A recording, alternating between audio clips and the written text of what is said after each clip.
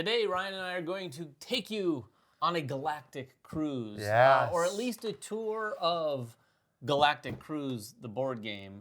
Ryan recently got this. I did. In all of its glory. Is this all of the glory? This is all of the glory. I've got everything here, and man, unboxing this was a total experience. It's one of the most thematic things I've ever seen. It is pretty cool. It comes with this welcome pack to start with, which was awesome. It has a letter. Have you ever been on a cruise? I have. Do you get these sorts of things? Sometimes, if you go on like a really fancy one. Galactic or otherwise, I haven't really been on. Fancy cruise. I will say, speaking of fancy cruises, this is a fancy production, and you'll see in a second. But even this letter, which is probably one of the first things you'll see, is got this sort of linen finish to it. And this is just a sheet of paper, but like they went all out. It's a nice they did. Little, it's like we got message. A postcard. What's really cool here too is this little pamphlet. It's called Your Workstation and You. It's all thematic. It even has little tidbits about the company. But this pamphlet, which looks like a cruise advertisement, is actually how you set everything up, how you punch and store. Like one of my favorite things. Really cool. And then they have all like the tips.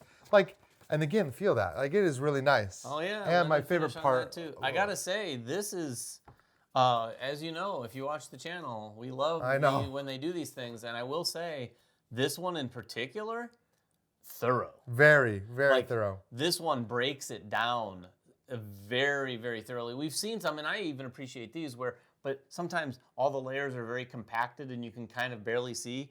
They've pulled separate pieces out to show you each of those pieces. And the best thing, it tells you which parts of this are in the expansion boxes and which were in the main box. Because I have not, you'll see, I did a little bit of punching and sorting so you could see what it looks like.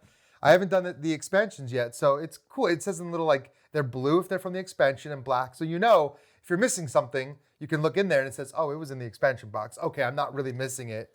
I just haven't opened that box yet. That's a nice touch. You can tell when people who've designed a game play games. Absolutely. That's nice. All right, but this is my favorite part. It comes with a little lanyard. And I'm going to put this on because I'm now the supervisor. Oh, so I'll shut up for the rest of the video. But seriously, I am going to shut up because Ryan's played this game how many times now? Not this one. 3 times total. I've played Galactic Cruise 3 times. Just in the last few weeks, too. Right? No, the first time I played it was their prototype at Gen Con. Sure. And then, got a chance at Tantrum Con and got a chance at my local Cabin Con. Which was not long ago. And that was the finished version of the game, but not this Not this copy. exact copy. This copy I just got in. I just punched. Are we opening this? We're going to open it up now. I want to let everyone know as we open this up, I did not punch and sort the expansion stuff. We'll talk about that, but they left holes. So everything will fit in this box. But you're about to go for a literal ride. Leia, look at that box cover. Yeah. Like it is, every step of this production has been phenomenal. So these are your player trays, and every player tray looks like a little chip, and it's got everything you need to get started. It's got all your markers that you put on the board. It's got the first pieces of your ship that everybody starts with. So there are 4 of these, 1 for every player color, and they're pretty much identical. But it's got your starting income. It's got all the cubes you're going to use. It's got your pilot. Yeah, it's got some nice money too. I mean, sometimes I'm in for metal coins. Sometimes I'm not. These are very cool. They look like futuristic credits. And you know what's really neat? They got these game trays, and they give you 2 to sort your money in, so you can put them on either side of the table. That's what I mean. Again, they've thought of everything. They play board games. They know what they're talking about. I mean, to be fair, I think every designer plays board games, but these are people who really appreciate the user experience. Oh, for sure. So yeah, I have the metal money and the plastic ads, which are really nice. Oh yeah, put that back in there. And then again, another set of game trays for all of the different people you can bring onto your ship. So you have the purple, the blue, and the orange. And again, look at these meeples.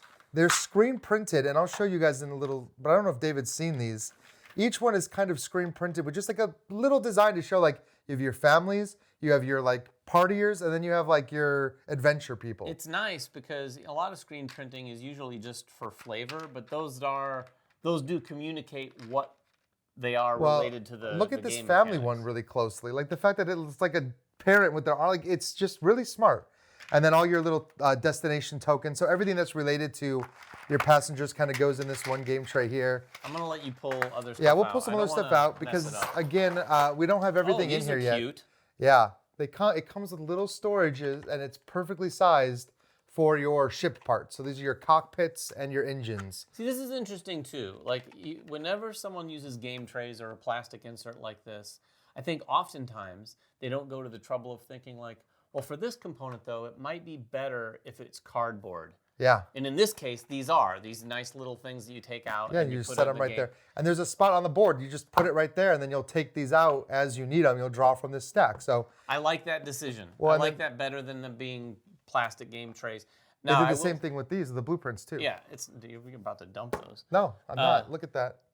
Oh wow! Isn't that crazy? They fit like it's a tight fit. Although it would have been funny if they all. It would have been great. We would have paused. The game trays in here too, and I don't know if it's just game trays, but various games have different levels of quality of plastic in their game trays. I don't know if game trays with a Z does different levels of plastic. They do. You get to choose the level of plastic you want. They seem to have chosen the highest quality, it seems, because these are very sturdy, which And I so appreciate. I'll show you too. Like I said, so these things just like boom, and they fit like they just fit right into these little spots. And you've got these two, which let me pause for a second. Actually, let's pause because that is where the expansions are, and each one of these expansions introduces a new type of ship stuff. But they've got their own little cardboard, so you'll be adding one from one expansion and one from the other expansion. So these are better accommodations that give you some bonuses and some advancements. And yeah, they just slot in. And then one more thing I want to point out before we move on to the next layer, David. They sent me this awesome sleeve pack too. And if you notice over here where the cards go, ton of room. So these were designed to fit these cards sleeved. That's always a nice little touch too. I gotta say, it's fantastic, right? This game is pretty amazing looking. The Galactic Cruise training manual. So I assume that's a rule book. What is this? That's like the almanac, the company records. It's like breaks down where all the tiles are and everything. So, and it's all done in a very, very thematic way. And this is what And they didn't spare any page count. This is not. You could tell their decisions weren't like, oh, we need to shave pages off to save money. No, one of the rules. In fact. Oh yeah, they reserved for future use. Yeah, so the new version of the training manual, if they ever release more expansions, they said they're going to fill in those pages, and you'll get a new one. Oh. But yeah, instead of adding pages, they just interesting. They saved space for pages they might need. Well, this is what's really cool. Look at this. So I'm gonna just gush about this rulebook for a second. So it says how to use this manual, and it lists all these different types of things. These are the different types of sidebars, and it tells you what to expect. So it says, this sidebar is just flavor text. Ignore it if you don't care about the flavor text. This sidebar in blue is always examples.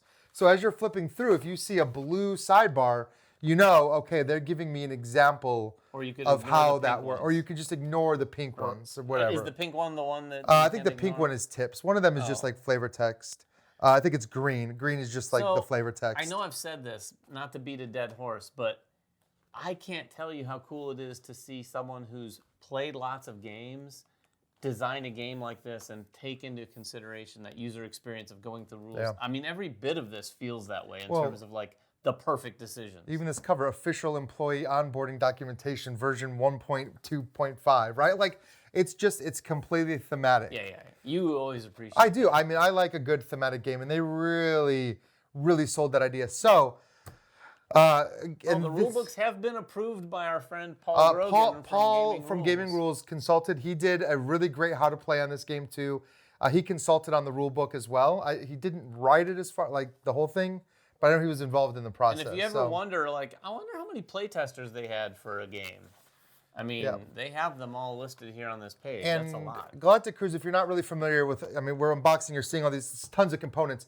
It has a very Lacerda-y feel, which is great. The fact that they got Tool to do all the artwork and design, but knowing that it's like that level of heaviness, having a really well-designed rulebook is going to really help with that. So I'm going to let you take this because the one thing I do want to talk about is the coming board up next. Oh, well, this is the board. I mean, we're not going to show the board because I'm going to show the board in a second. But this is part of the board, so we'll just put that. I want to talk about these.